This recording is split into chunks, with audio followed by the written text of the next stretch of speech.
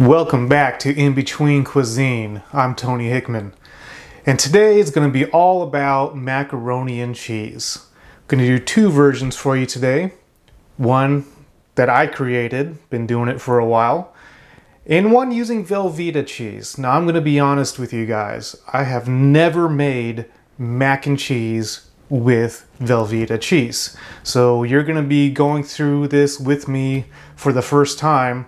Hopefully I don't mess it up too much, and see if it is creamier or cheesier than my mac and cheese. So let's get started. All right, you guys, so I have just finished cooking my macaroni noodles, my elbow pasta. I have 3 tablespoons of butter that just got melted, 1/4 cup of flour. I'm just going to mix that in, give this a whisk, have this on medium heat. I'm going to cook this for about 2 minutes. Alright, so 2 minutes later, after whisking the whole time, you're going to gradually add in 1 cup of milk. Continue to whisk as you're adding in your milk, so you don't get clumps.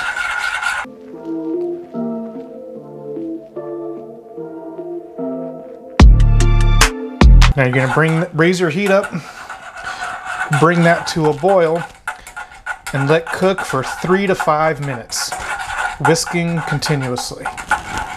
Alright, when it's nice and thick, it's been about 3.5 minutes. Go ahead, add your 8 ounces of your Velveeta cut into cubes, and stir this in until all that cheese is melted in with your roux, which shouldn't be very long, 2 to 3 minutes. So it's been about 3 minutes. I'm going to go ahead and add in 2 cups of the macaroni and stir that in. I'm actually going to use a different spoon here.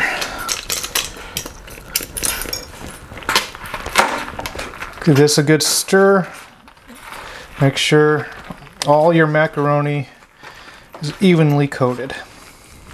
Once you have it all nice, evenly coated, let's put it into a casserole dish, sprayed with non-stick. Make sure it's all even across your dish.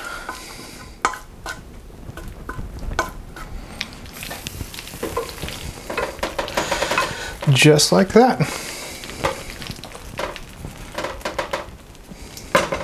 So at this point, we want to go ahead, sprinkle the top with some additional cheese, some cheddar cheese, some shredded cheddar cheese this time. Always try to use fresh shredded cheddar. That packaged stuff, I don't trust that stuff. It seems like it just doesn't cook right, like it doesn't melt the way cheese should actually melt. We got that on top. Now I'm just following the instructions that come in the Velveeta box. It says to crunch up 6 Ritz crackers. I don't have Ritz crackers, but I do have some breadcrumbs.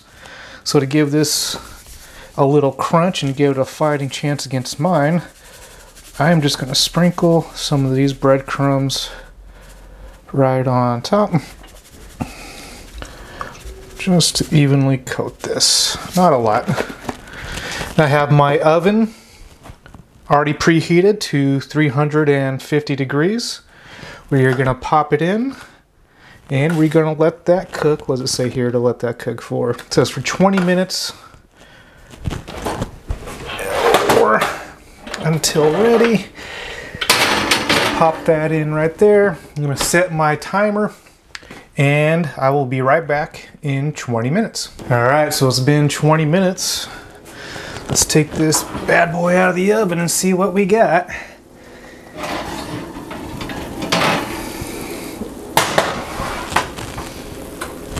And there we have it. So it looks cheesy, looks crunchy. Can't lie, it actually does look like a pretty good mac and cheese. Pretty traditional. Let's let that cool off just for a second and give it a quick taste.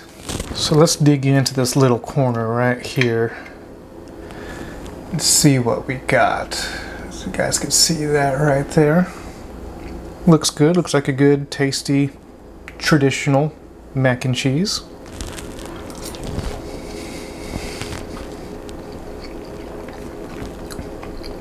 And it's good. No complaints. I gotta say, it actually is better than the Kraft macaroni and cheese that you get with the powdered cheese. So it's got that going for it. This would be perfectly good if you're in a pinch and you just want to make some good, easy mac and cheese. And you feed the kids and stuff, this will be just fine. So now, let me show you a different way to do mac and cheese, and let's see which one we like better. Alright, so now we're going to try a different version, but it's actually going to start very similar, if not exactly the same, as the Velveeta did. I back in my cast iron, and got 3 tablespoons of butter melted. Going to make the same roux that we just made. So that was a 1/4 cup of flour, and mix this in.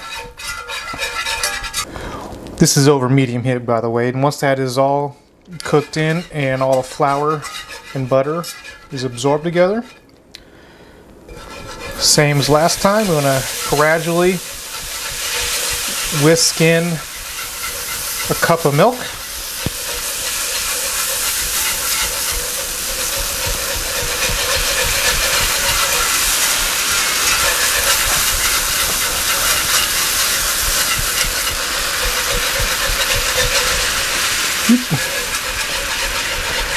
Remember, you want to gradually do this. If you just dump all the milk in, you're just going to get clumps. You don't want clumps.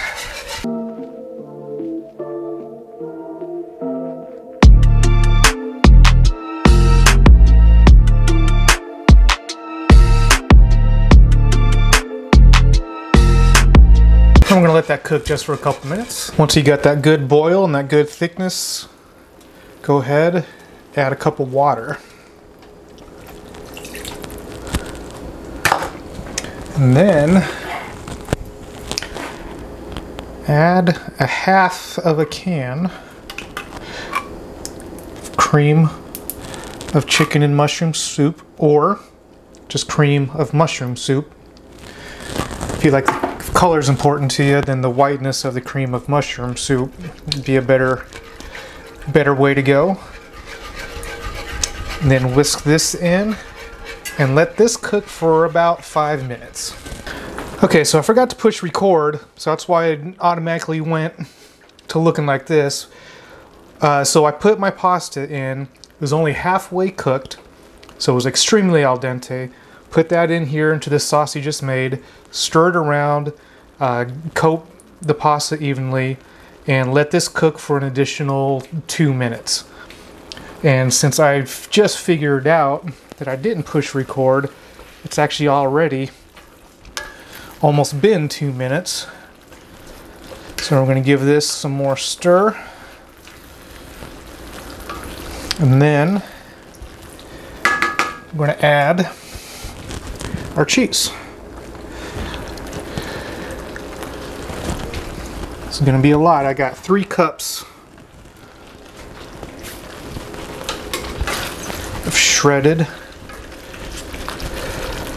sharp cheddar cheese. Give that a stir in here.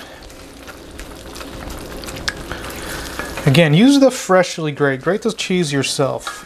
That store packaged stuff, man, I don't know. I bought this store packaged cheese once, and I tried to, I can't remember what I was making, but I tried boiling it and oven, you know, on broil. I tried laser beams for my eyes, and that cheese would just not melt.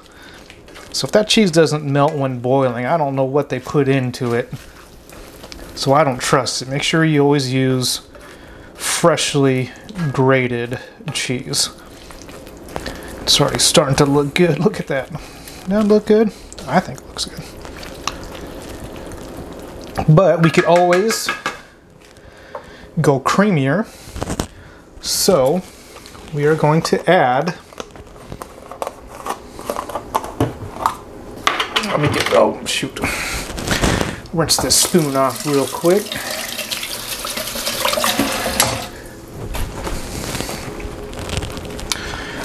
Oh yeah, I learned last video that I was always holding these bottles upside down for you guys to see. So some, I'll show you after. I already got the lid open. So some Crema Mexicana. Actually, I didn't really need a spoon. Just pour some of that right into there. You know, do about half of this 15-ounce. So what's that, 7.5 ounces? My math is good. Give that a good stir in.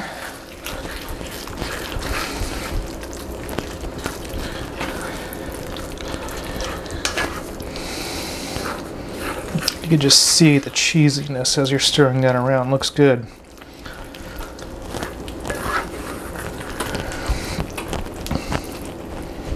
Now we want to add, once that's all in there, we want to add a little spice to this. Because mac and cheese is good, just cheesy, but like my Emerald says, let's kick it up a notch. A good old ground mustard. You know me, I love ground mustard. So you want to do, you know, it's up to you how much you like on your ground mustard. You could do anywhere from 2 to 4 teaspoons of it. I like it, so that's probably about 3 to 4 right there. And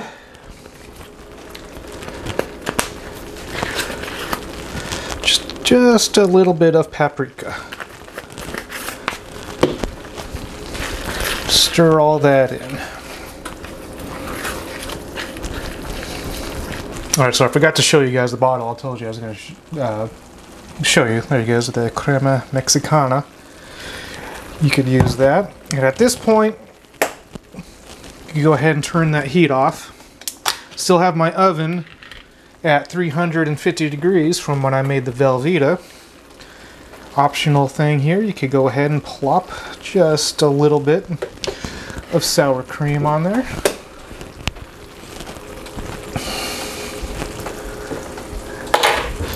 Give that a good stir.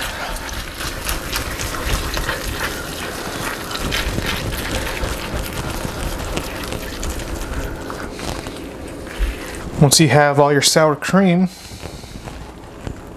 stirred in, go ahead and add your top layer of your cheese. This is, again, this is a sharp cheddar cheese. And then we're going to add, this is actually probably the most expensive part of the dish, is some Parmigian Reggiano. I hope I'm saying that right. But this little brick costs almost $7. So you don't have to do this part if you don't want to, but man does it taste good. We're going to go ahead and grate this directly on top.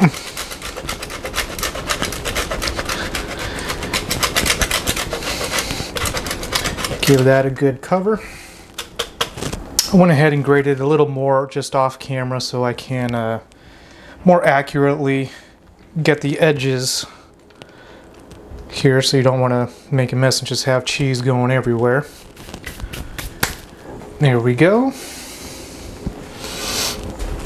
And then, like I said, we're going to do just a light coating of breadcrumbs, very light.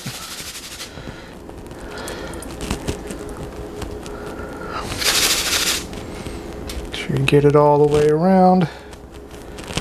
Just to give it don't do this a little more, just a little crunch to it. And then the good thing about having that iron skillet is you can put this directly into the oven. Again, we're at 350 degrees.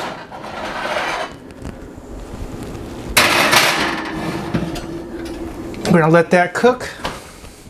I'm getting my area cleaned up here for 15 to 20 minutes. I'll see you guys then. So while my mac and cheese is cooking in the oven, you know what's coming. It's time to give this video a thumbs up.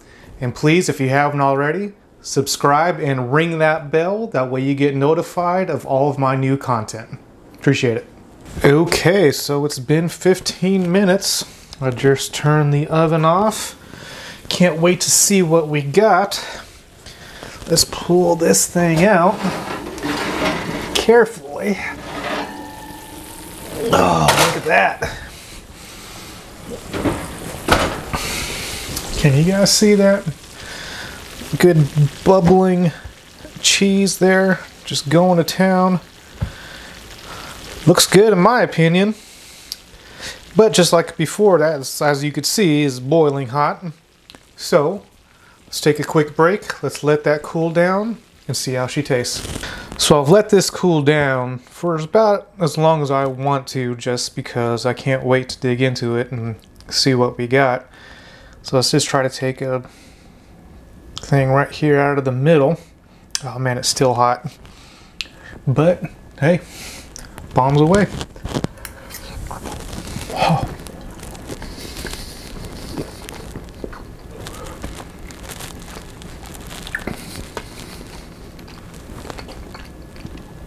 Man, I'm sorry if that sounded weird. It was still way hotter than I thought it was going to be. Totally kind of burned my mouth, burned my tongue a little bit. But from what I could taste before it burned my mouth, it was delicious. Excuse me for a second. Okay, so I drank some water. I could use my mouth again. My tongue's still a little singed, but I'll be all right. The mac and cheese came out just perfect. It was great. So I'll put all the recipes for both down. Well, I'm just gonna put the recipe for mine down in the description below. The Velveeta recipe comes on the box, and that's pretty much all I did was follow that recipe. So you give it a try. Let me know if you like it. Do you like the regular Velveeta? Or did you like my version of the mac and cheese? Or did you like somewhere in between? Hey, while you're at it, check out a couple of my other videos right here. Give this one a thumbs up. We'll see you next time.